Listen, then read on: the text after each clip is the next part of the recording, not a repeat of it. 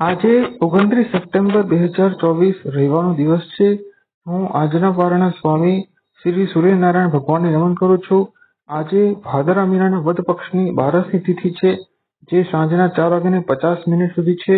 ત્યાર પછી 13સની તિથિ છે. આજે આખો દિવસ ચંદ્રમા મઘા નક્ષત્રમાં રહેવાના છે. આજે સાદી યોગ છે અને તૈતિલ કરણ છે. આજે આખો દિવસ ચંદ્રમા સિંહ રાશિમાં રહેવાના છે.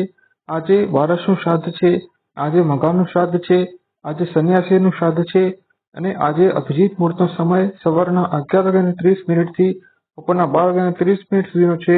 કોઈ પણ નવું અને શુભ કાર્ય આ અભિજીત મુહૂર્તમાં કરવું જોઈએ.